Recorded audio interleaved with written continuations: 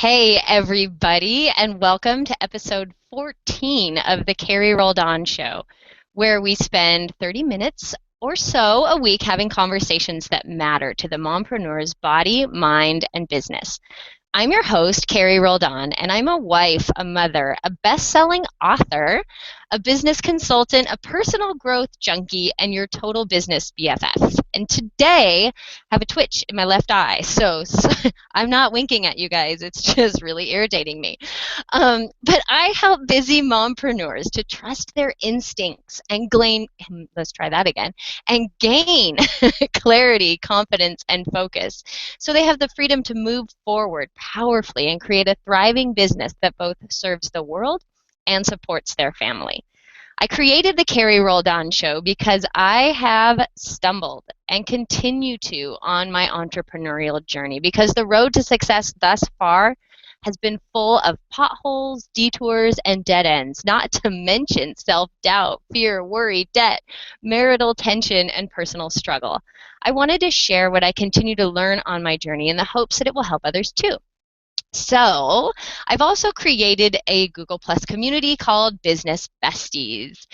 It's for mompreneurs and those with a heart or a business to serve mompreneurs. And it's really easy to join. Simply search under communities in Google Plus for Business Besties, or you can follow this link right here in my lower third. And I know it's a funky link, but that's because I can't figure out how to get that, I can't make anything clickable. So you've got this whole, I've also posted it in the comments section, but you have this whole show to look at that link and write it down or paste it somewhere. Okay, so I believe wholeheartedly in the mompreneurial dream, and I want to support others on the journey. But what is the mompreneurial dream, you ask? Well, for me, it is earning a good income from home, doing what I love, and still being present for my kids. If you're not yet doing these things, then we need to talk, girlfriend. And that's why I'm giving away 10 strategy sessions this month, but just one for you.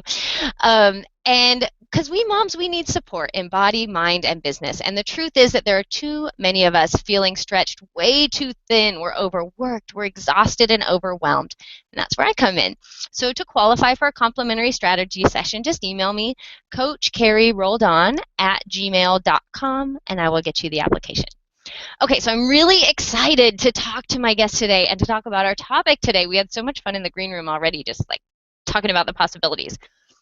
The topic is crowdfunding, a feminine approach. So I was at this networking event last week for women entrepreneurs called Blend Today, and the whole point of the event was to share a business and support each other. As women, we have an inherent need to work in community and to help one another. We love sharing a good thing. We are terrific word of mouth marketers, and that is why networking groups can be so powerful and why women often make terrific network marketers. Or at least we're drawn to network marketing. There is something inherently fun for us about gathering together and sharing really great information. However, at this particular group, I noticed a really disheartening trend. The women who were introducing themselves and their businesses, they seemed to be afraid to think big. I heard several women introduce themselves in a fashion similar to this. Hi, I'm Sally Jones, and I'm a nurse practitioner, but I also sell Mary Kay, and I'm here to support my friend Kelly, who invited me. I have some awesome products today, so if you want to buy them, they're right over there on that table. I think they make great Christmas presents. And while we could go into detail about all the things that are wrong with that intro from a marketing perspective, I thought that the bigger tragedy was that this woman, or a woman who introduced herself like that, wasn't thinking big, right? Wasn't thinking about what's possible for her business. So what does that have to do with crowdfunding?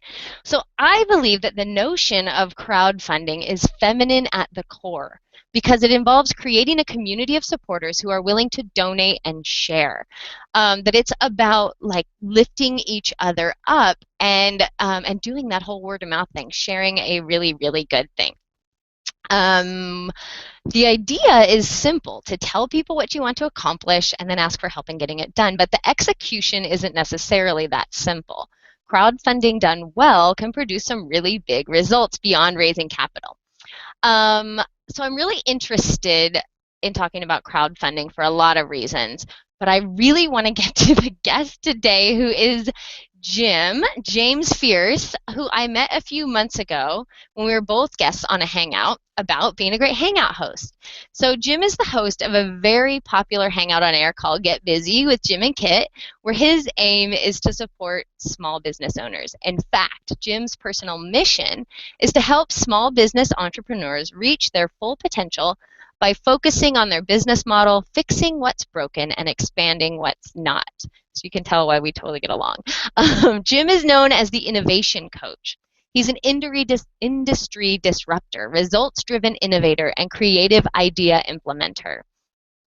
Creating and managing crowdfunding campaigns for his clients is one of the many ways Jim lives up to his reputation, and I cannot wait to talk about this with him.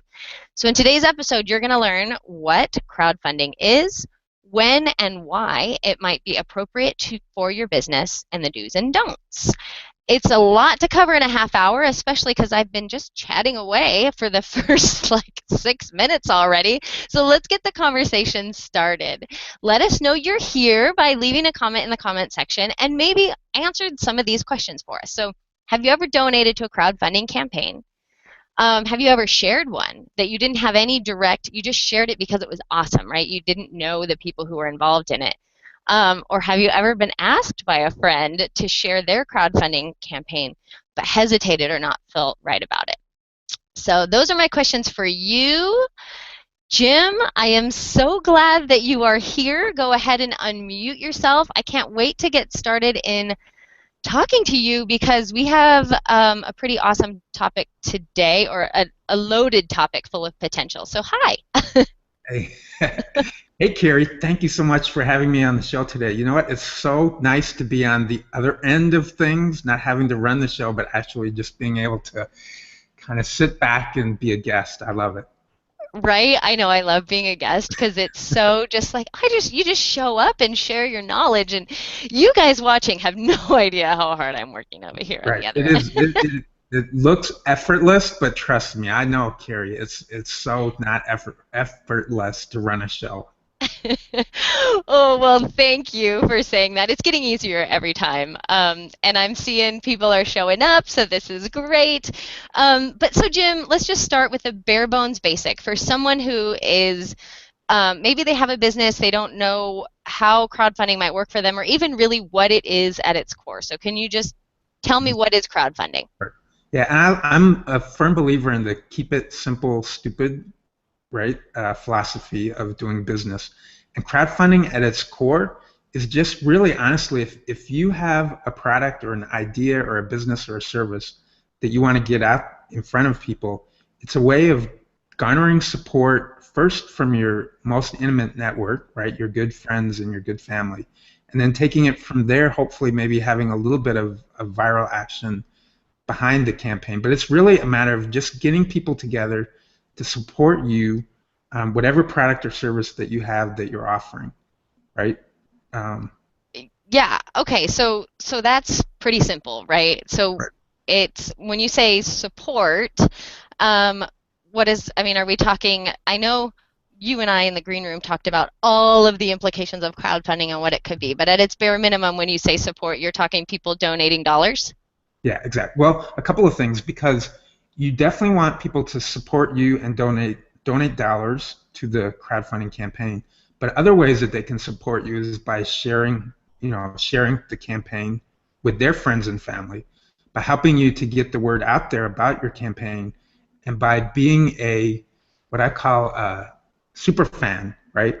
Helping to rally support behind what you're doing, because your campaign will be so much more successful if it's not just you up there, rallying the troops, but if you have somebody behind you who's saying, you know what, I really support this. I am a firm believer in what it is that my friend or colleague is putting forth, and that actually carries more value than just you standing there kind of touting your wares. Right? Does that make sense? Totally. Yeah, you say super fan. I tend to use the word evangelist Absolutely. because I find myself doing that for so many other people. I find myself getting worked up and excited about something that I think is really, really great, and wanting to help that person get the word out, wanting to help that person. And, and I recognize that's probably just part of my purpose, part of who I am. That's why I have this show, is because I do want to give other people a platform for their amazing work in the world. But I also think that that thing that I feel inside of that evangelism is an inherently feminine trait, in that we talked about this in the green room a little bit, is that women are naturally, right, we're naturally supportive, we're naturally nurturing, and we're natural networkers, and how all of those things can really um, play into the success of a crowdfunding campaign. But I think what I want to ask you before we kind of head over there is, why would I do a crowdfunding campaign, right? So a lot of people who are my viewers are, they're mompreneurs that have an actual product, right? That they maybe already sell. Um, a lot of people, maybe they sell their services, so they're wondering, well, can I use crowdfunding? Like, what is it for? I think is what I'm trying to ask. I think there are a lot of things that crowdfunding can do for you. One of the probably the most common ways that people use crowdfunding is if they have a new product that they want to launch, right? They launch it through a crowdfunding campaign because it serves as a marketing tool, right? It also serves as proof of concept. So if you have a new idea, you have a new service that you want to put out there, you have a new product that you want to put out into the universe, crowdfunding is a great way to do it because you get the word out. You also get a lot of feedback. Okay, so another reason why you might want to crowdfund is, let's say, even if you've been in business for a while, but you want a line extension of some of the products or services that you're offering, and you want, you think, yeah, you know what, I think I might have this really, really good idea, but the ideas always sound good to us, but sometimes when you put it out there into the world, you get feedback or you learn that you need to tweak your idea a little bit. All of this comes to fruition through crowdfunding, because when you set up your crowdfunding platform and you put it out there to the universe, a lot of different things happen. Hopefully you get a lot of support, right? But in addition to the support that you'll get a lot of people who are very interested in your product, but maybe they don't fully understand it, or maybe they think, you know what, that's a great idea, but you can also take it to the next level by doing this. So I tell people, when you do a crowdfunding, you get a 2 for 3 for 4 for, right? The 2 for is, the first for is the actual money that you raise, but you also get to market your product. You get to see if your product or service is actually viable in the marketplace. You get to make connections that you probably wouldn't have been able to make had you not, put yourself out there and done the crowdfunding. So there are so many more advantages and benefits to doing a crowdfunding, just up and beyond okay, I'm going to do this to raise some money. If, like you said, if you kind of think big instead of, just kind of think big picture and think how this can help my overall business, I think that's a great approach to take when you go into crowdfunding mode. So I'm going to repeat what you just said, and then we have a few comments, so I want to share them. But so he said 2 for 4 for, and then I wrote down 1, 2, 3. I wrote down 5 things. So let me go through these. But you can get money, Yes. you can get marketing, you can test it's a great place to test your marketing, or get feedback, right? I guess testing and feedback were the same thing. That's where the 4 for came in. And then connecting. You're connecting with lots of people you wouldn't have otherwise connected with. And so here's what Lon McClure says. And everyone, James and I were so close to fixing my comment tracker this morning, but it still didn't happen. So one of these days I'll bring your comments on screen. But for now, I'm reading them from my other screen. So he says he's donated to crowdfunding efforts that either interested him or touched him in a more personal way. And he's also spread the word on a couple that he was just really passionate about. And what I'm gathering from what Lon says is that they weren't necessarily people that he knew personally. And so I have some experiences that I want to share about crowdfunding campaigns because I think they're super relevant to our conversation and where the next place it needs to go, right? The do's and don'ts. So I'm an evangelist. I'm a natural, like, if I see a good thing, I'm dying to share it. I can't wait to tell everyone in the world why they need to do it or use it or how awesome it is.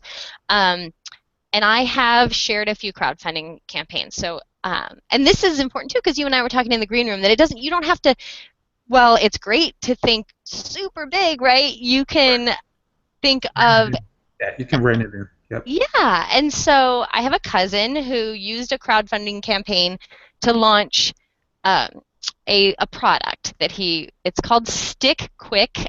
I should have that link. I'll put that link in the comment section somewhere. But it's a little magnet that you put around. He works on cars, so it's a little magnet that you put around your tools so that you can hang them on the car so that you don't lose your tools. Nice. Or you could What a now, I great mean, idea. yeah, and the way he marketed it in his Kickstarter campaign is that he showed this is the story. This is where it came from. I'm a guy who works on cars, but also if you're a crafter, if you need to have a pen by the refrigerator, he showed lots of different ways that you could use it. But I felt his campaign was really well done, but I also had a personal connection to him. So I did share his campaign. It wound up getting funded, but he was only asking for $25,000. And then I have another friend who this was great. This is a really good use of crowdfunding, I thought, in that she's a photographer. She's already a very successful photographer. She just had an idea for a new project. So Mm-hmm. it wasn't a new business, it wasn't a new product even really, right? It was just a new project that she wanted to do that involved her going all over the world to a bunch of different places. And again, she framed it really well. She framed it in a way that tugged at my heartstrings, that made me see. Her project was called Letting Go, and it was photographing people getting rid of, doing these symbolic like releases of childhood trauma or things. And her video was so powerful and really drew me in that, again, I wanted to share it to the world. And then just recently, I had another friend ask me to share his Kickstarter campaign, or maybe it was Indiegogo, but and I just didn't get it. Like, I watched his video and I didn't understand really what it was or why I would want to donate or share. And I love this person, but his campaign didn't strike me in the same way. So why did I start that? Telling you that, I'm not sure, but I bet you remember, Right. so I'm just going to turn it over. Okay, yeah, so some of the do's and don'ts, it's really important. Number one, the pitch video is probably one of the most important things because it's the first thing that people are going to see. When you do a pitch video, you want to make sure that it's a compelling story, that it speaks to your target audience, right? You want to make sure that you have really thought about who is my target audience, and that this presentation, the overall campaign, is really going to speak to them, because that's who it's going to resonate with. And when it resonates with people, like you said, the video that you mentioned for the photographer, right? I love that she was creative and she said, you know what? I don't really necessarily have a new product to offer, but I have an idea for a project that I'd love to do. And you know what? That's another way, another great way that you can frame a crowdfunding is, this is a project that I'd like to do. Come with me on this journey. Let me take you on the journey. But you need to sell the people. You need to sell them. So one of the really important do's of a crowdfunding campaign is to really tell that compelling story. Make sure it's compelling. Make sure you understand who your target audience is.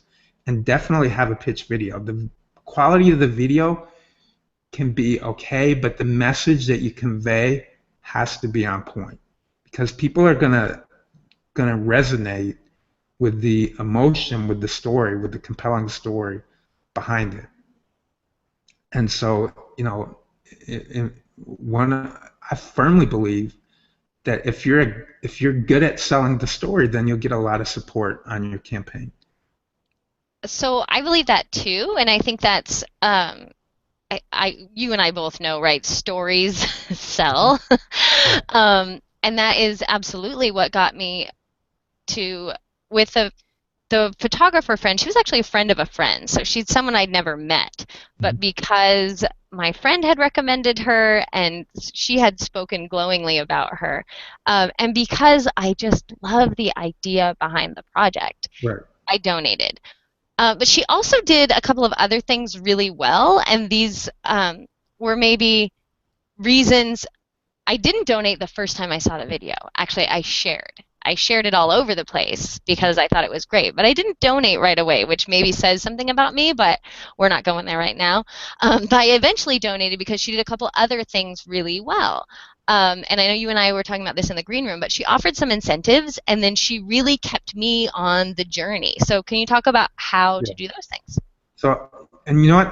You're no different from anybody else because the the pitch video is the first way that you connect with people. You know, you connect with people. You start to tell your story.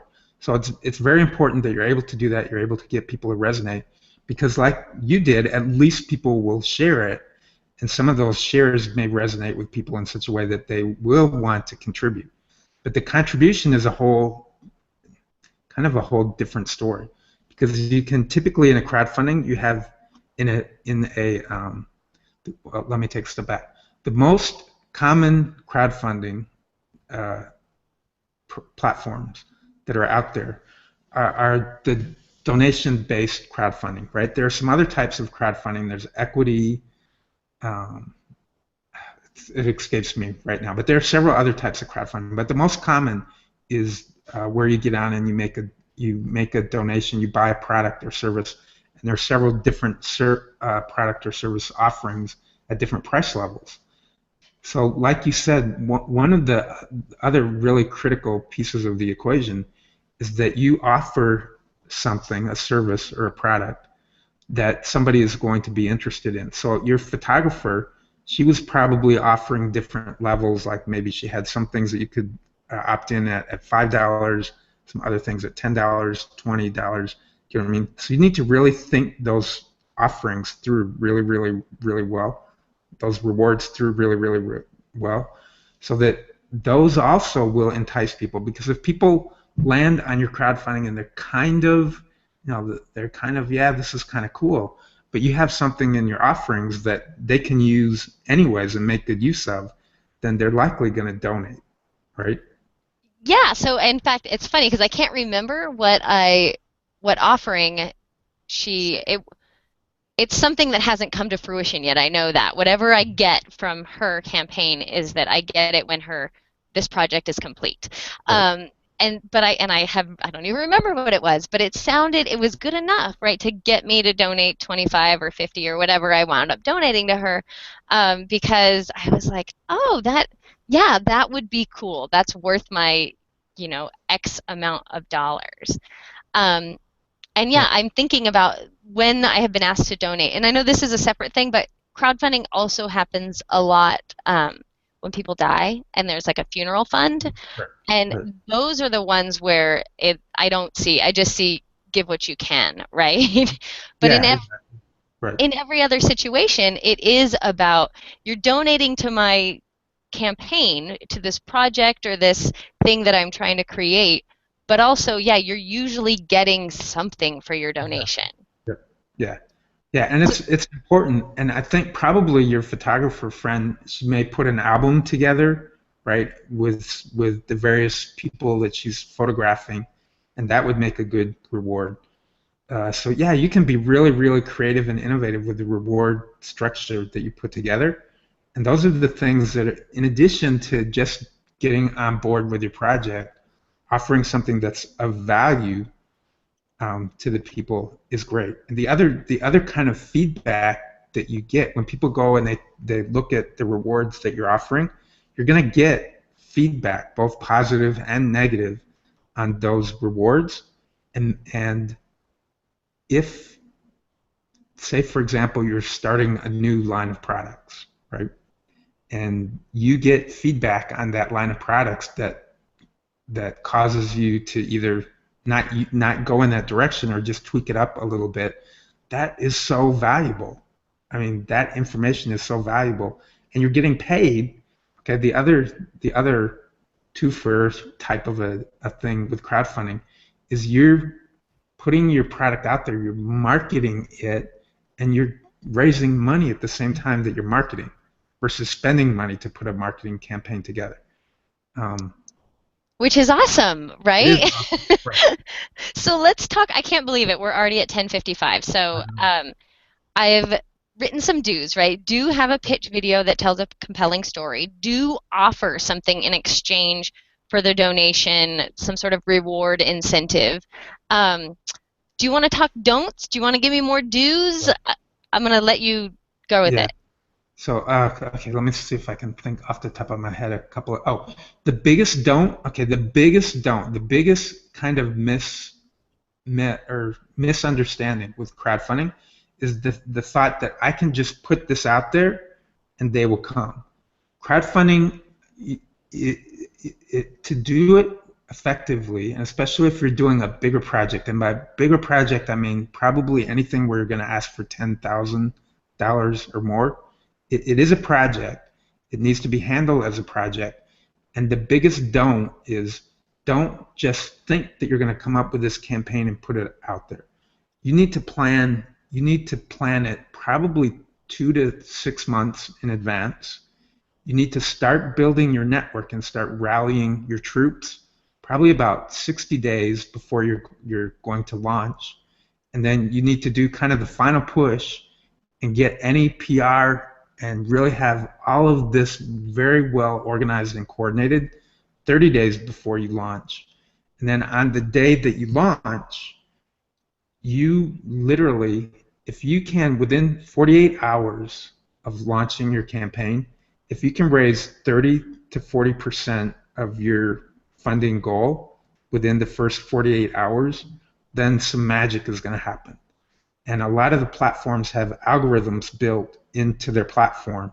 And if they see a lot of really positive activity going on with your campaign in the first 48 hours to the first week, then those algorithms are going to kick in. The people who own those platforms won't specifically state this, but it's very obvious that the more activity you have on your campaign, the more likely it is you'll be featured, right? And if you're featured on Kickstarter, that's huge. If you're featured on Indiegogo, that's huge, because then when people randomly land on a platform, if you're featured, they're gonna see you and they're gonna want to investigate a little bit further.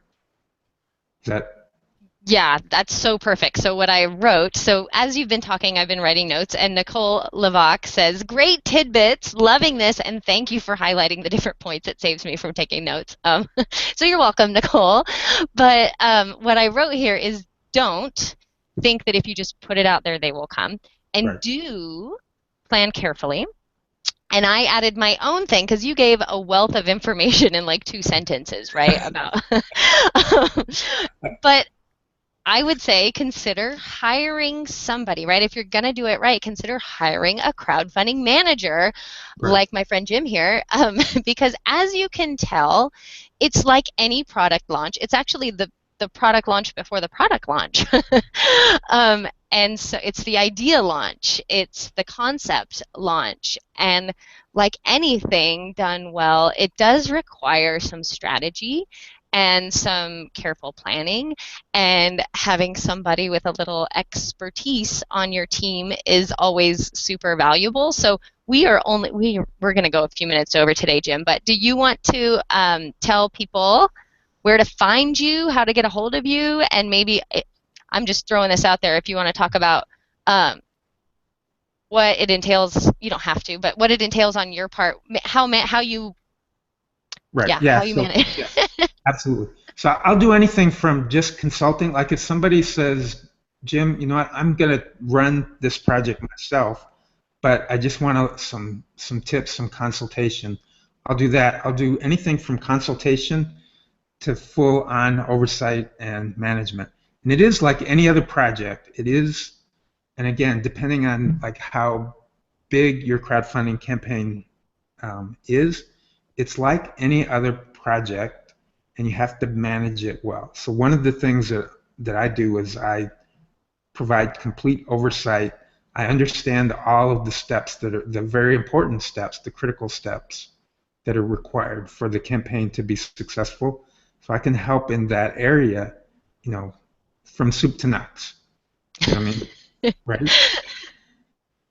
Yeah, I like that. Soup That, to nuts. yeah. If you just need a little bit of help, I can do that. Or if you need somebody to really help you manage and oversee the entire campaign, I can do that as well. The way that people can get a hold of me, I'm not going to direct them to my website because I went to log on to my website today and I got this message that there could be malware or something on my website, so I have to go. Awesome. I know, awesome, right? So cool. And I'm not even Sony. Like, what's up? What is going on? I don't get it. But you can find me on Google Plus, right?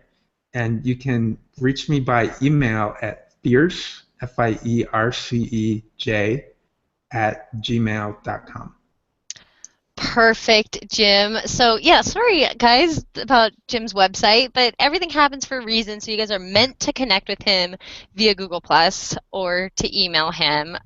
Um, and Jim, can I get you to, when the show's over, just put that in the comment section? So Yep. okay, so guys, we barely scratched the surface, as you can tell, but I'm going to itch my nose here. But certainly, hopefully, you guys are seeing that it doesn't have to just, you don't have to just use crowdfunding if you have a new product like my cousin, but a new idea, a new service, something that you just want to see if it has traction. Crowdfunding is a great way to do it. And also, if you have something that you know could be really big and you need to gather a lot of people, if you have somebody like Jim at your side, someone who knows crowdfunding, who understands, like he was talking about, those algorithms and how to launch properly, it could be a way to just market like crazy, gather a whole bunch of people. And I think that is something that a lot of us as solopreneurs, just people who are thinking, well, I don't know, all I do is offer a service. Um, how could I just go online and beg for money? It's about positioning and packaging and coming up with a new idea, and boom, there you go. I love that. Positioning and packaging, thinking big, going out of the box. Those are all great words of wisdom. Totally. Yep. Thanks. We should write these down, huh? We should. Okay, guys, I am going to close it out because we are already 3 minutes over. So that is going to be all that we have for today. Thank you so much, Jim, for being here and just imparting your wisdom. And thank you guys who are here live and making comments, and those of you who are watching on replay. As you guys know, it is my mission to serve mompreneurs in body, mind, itchy nose, and business. So please join my Business Besties community today for support, guidance, and to share the wisdom that you've gained on the journey. And remember, you don't have to be a mompreneur. You just have to have a heart or a business to serve us, because I guarantee we need your help. So again, just search at communities in Google Plus and type Business Besties, or follow the funky link in my lower third. But you guys, here is a great big virtual hug from me, and I will see you all over in the Business Besties community. Oh, we'll be taking a few weeks off of the Carrie Rolled On show because my kids are going to be home for Christmas. So happy holidays, Holiday. everybody. Yeah. Yes. Indeed. Sorry, I'm watching you, Jim, and now I'm going to put you on screen so you can say that again. Oh, yeah. Happy holidays, everyone. And you guys have a great new year. I'll see you all in 2015. Thanks so much for being here.